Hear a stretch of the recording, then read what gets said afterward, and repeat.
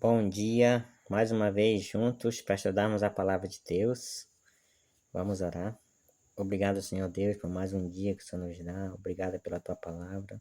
E agora pedimos a direção do teu Espírito, a iluminação, para entendermos o que vamos ler. Em nome de Jesus, amém. Hoje é Marcos capítulo 7, versículo 1 até o versículo 13.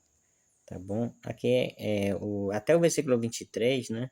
Conta um episódio aqui, né? Um embate que houve entre Jesus, né, e os escribas e fariseus. Mas eu decidi dividir, né, esse episódio em duas partes para a gente poder explorar melhor o texto, tá bom? Então a gente vai ler a primeira parte e amanhã vai ser a segunda parte. Marcos capítulo 7, versículo 1 em diante. Ora, reuniram-se a Jesus os fariseus e alguns escribas, vindos de Jerusalém. E vendo que alguns dos discípulos dele comiam pão com as mãos impuras, isto é, por lavar, pois os fariseus e todos os judeus, observando a tradição dos anciãos, não comem sem lavar cuidadosamente as mãos, quando voltam da praça, não comem sem se aspergirem. E há muitas outras coisas que receberam para observar, como a lavagem de copos, jarros e vasos de mesa e camas. Então aqui o Marcos tendo cuidado de explicar a tradição dos anciãos, por quê? Porque provavelmente, né, como a gente já tem visto aqui, né, é por esses motivos aqui que foi chegado à conclusão de que o público de Marcos não era judeu, né, e sim romano, porque ele vem explicando, né, as tradições judaicas ao longo do livro, né, assim como traduzindo algumas palavras, né, para algumas palavras usadas em aramaico, né? E traduzindo para o grego aqui. Então, continuando aqui, essa tradição, né? De lavar as mãos, não era simplesmente lavar as mãos, mas não era simplesmente uma questão de higiene, era uma questão ritualística. Às vezes, mesmo não tendo água, né? Mesmo não tendo água disponível, mas eles faziam os gestos, né? Como se estivesse lavando as mãos para poder seguir a tradição, para poder ser fiéis à tradição, né? Só que tem um problema. A tradição aqui não era uma coisa, não era um mandamento bíblico, não era algo que estava na Bíblia, né? Porque eles tinham a Bíblia deles, né? A Bíblia deles era de Gênesis a Malaquias, né? Era os livros do Antigo Testamento, né? Então eles tinham a Bíblia deles, né? E a palavra de Deus, as Escrituras, né? Nos quais eles deviam basear sua vida. Mas existe também as tradições orais, assim, as tradições que eram passadas, né, oralmente. E a tradição dos anciãos era uma dessas tradições aí, né? Cerca de 200 anos depois de Cristo, né, essas tradições foram reunidas no livro. Não estou lembrado aqui, acho que era Mishnah, alguma coisa assim. Foram reunidas, né? E hoje a gente pode ter acesso a elas e realmente dá para comprovar, né? Várias coisas, né? Aquelas tradições, por exemplo, sobre o sábado que eu falei, né? No vídeo anterior. E tinha essa tradição aqui. Então, Jesus, ele não ligava muito para essas tradições. Por quê? Porque não eram mandamentos bíblicos. Jesus, ele queria saber da Bíblia, né? A gente já viu aqui algumas discussões de Jesus, né? Em relação à questão da tradição, né? Na parte lá do jejum, né? Na parte da questão do sábado também, né? Que os judeus eram muito. Ah, tinha as tradições, né, que não devia fazer. Muita coisa era proibida de fazer no sábado, sendo que a Bíblia em si não proibia, né? Então Jesus não ligava muito. E aí tava aqui os discípulos comendo, né?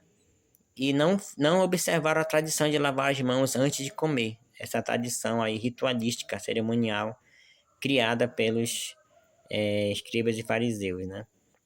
E aí vieram conversar com Jesus, vieram falar com Jesus, né? Perguntar, indagar por que que eles não faziam isso, né? Estavam contrariando a tradição, né? Então não estava correto, né? Como ele alegava ser um rabi, um mestre, se os seus discípulos não seguiam a tradição, Aí vamos lá, versículo 5, né? Interpelaram-no os fariseus e os escribas: por que não andam os teus discípulos de conformidade com a tradição dos anciãos, mas comem com as mãos por lavar? Jesus respondeu: bem profetizou Isaías a respeito de vós, hipócritas, como está escrito: este povo honra-me com lábios, mas seu coração está longe de mim. E em vão me adoram, ensinando doutrinas que são preceitos de homem. Então, Jesus foi bem enfático, né? Ele citou Isaías, né? E parece que é Isaías capítulo 25, Isaías capítulo 24, Isaías 29 e 13, 29 e 13, né? Que essa parte aí fala, né? Que o povo seguia mandamentos maquinalmente aprendidos, né? Mandamentos de homem maquinalmente aprendido, né? Assim que estava na minha Bíblia, tinha lido anteriormente, né? Então, Jesus citou essa passagem de Isaías para mostrar, né? E aqui está falando: esse povo em vão me adoram, ensinando doutrinas que são preceitos de homens. Às vezes, né? Nós estamos fazendo uma adoração vã a Deus. O que é uma adoração vã a Deus? Não é uma adoração de coração, é uma adoração apenas mecânica, uma adoração apenas exterior, seguindo doutrinas e preceitos de homens e negligenciando o que realmente está na palavra de Deus, né? Isso a gente tem que ter muito cuidado, porque hoje em dia, né, a gente pode estar seguindo uma tradição da nossa igreja que não é um mandamento bíblico, né? Toda igreja tem sua tradição, toda igreja. Isso é uma coisa comum, é normal, não é errado seguir uma tradição. Existem as tradições familiares, existem as tradições culturais de um povo, de uma cidade. Existe a tradição de determinadas denominações, né? Isso é comum, normal, aceitável, não tem problema nenhum. O problema é quando você quer colocar essa tradição acima da palavra de Deus. Ou você quer impor essa tradição como se fosse algo bíblico, né? Então, existe uma coisa, né, para nós cristãos evangélicos protestantes, né, que é a sola escritura, né? Ou seja, a Bíblia é a nossa única regra de fé e prática. A Bíblia, ela é a nossa única fonte de doutrinas, né? Então, tudo que você quiser impor ou se impor, né, em sentido religioso, né, tem que estar na palavra de Deus. Nada fora da Bíblia serve, né, de regra de conduta para nós. Tem muitas coisas úteis, né, fora da palavra de Deus que a gente pode encontrar, né? Por exemplo, a gente usa comentários bíblicos, né, baseado em fontes históricas, né, etc, né, para esclarecer algumas coisas até da própria Bíblia mesmo. Mas são coisas, no caso, são informações que vão ajudar a gente a entender a Bíblia, mas a informação, o mandamento, a ordem para nós seguirmos tem que estar na palavra de Deus, na Bíblia, né? E eles aqui estavam colocando esse mandamento, né, de lavar as mãos, né, como algo muito, né, tinha um zelo muito grande por essa tradição, né? E Jesus não se importava muito, porque ele sabia que não estava na Bíblia e ninguém podia obrigar ele, né, religiosamente, porque ele estava respaldado, né? Ele seguia a palavra de Deus, não as tradições humanas, né? Mas vamos lá, versículo 7. A gente já leu o versículo 7, né? Versículo 8. Negligenciando o mandamento de Deus, guardais as tradições dos homens. E disse-lhes ainda: jeitosamente rejeitais o preceito de Deus para guardares a vossa própria tradição. Agora, a partir daqui, né, ele vai dar um exemplo, né? Jesus vai dar um exemplo de como eles faziam isso, né? Ou seja, o que era principal, mais importante para seguir, que era a palavra de Deus, né, que era algo bíblico, eles não estavam seguindo e queriam impor aos outros coisas que não eram da palavra de Deus, né? Coisas que eram apenas tradições criadas por eles mesmos, né? Então, olha só o exemplo que ele deu aqui. Vamos ler aqui versículo 10 em diante. Pois Moisés disse: honra teu pai e tua mãe, e quem maldisser seu pai ou sua mãe, seja punido de morte. Isso aí é algo que está na Bíblia, né? Por exemplo, honra teu pai e tua mãe, está em Êxodo 20, versículo 12, né? Deuteronômio 5 também, quando repete ali os 10 mandamentos. Então, honra teu pai e tua mãe é o quinto mandamento da lei de Deus, né? Dos 10 mandamentos, né? E quem maldisser o seu pai e sua mãe é outra parte também que também está na Bíblia. Eu não estou lembrado aqui o texto, né? Deixa eu ver se eu acho aqui. Versículo 10, né? Versículo 10.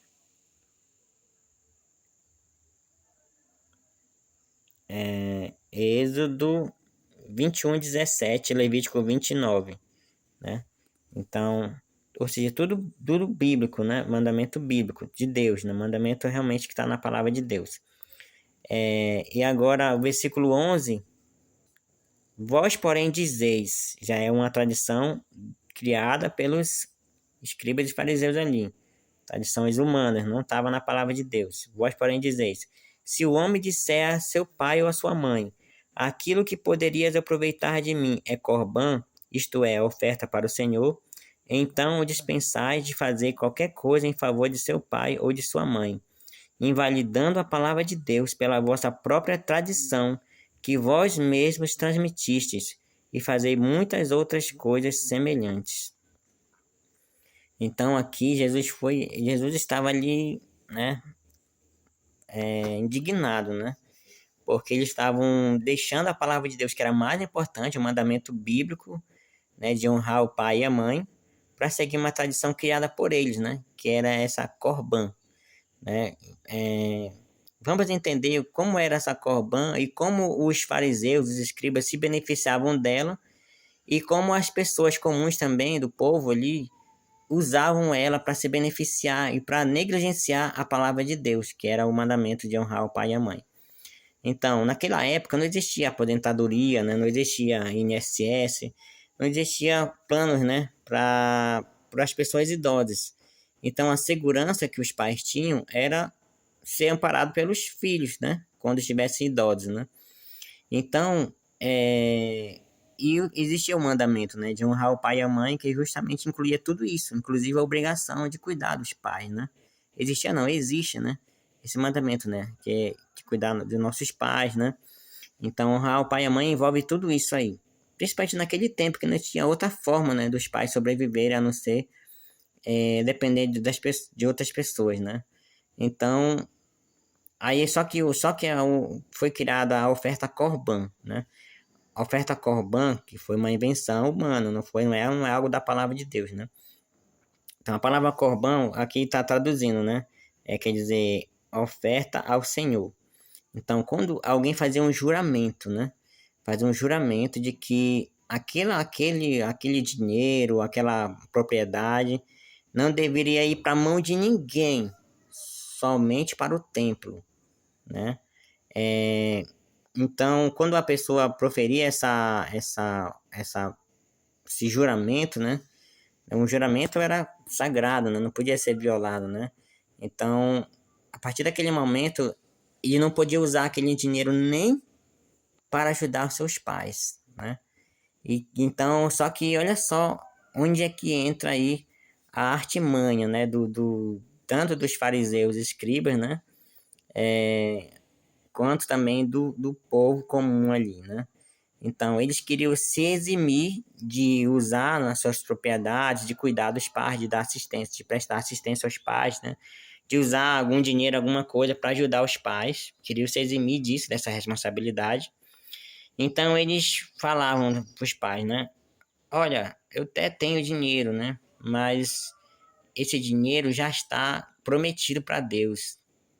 Então, eu não posso, né? Não posso, pela lei, né, como eu fiz esse juramento, eu não posso tirar nem para ajudar você, nem para te ajudar, papai ou mamãe, né?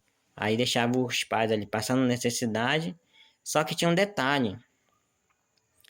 Então, aquela oferta, aquela pessoa podia ficar sob controle, né, daquela oferta, usufruindo daquele bem até o dia da sua morte.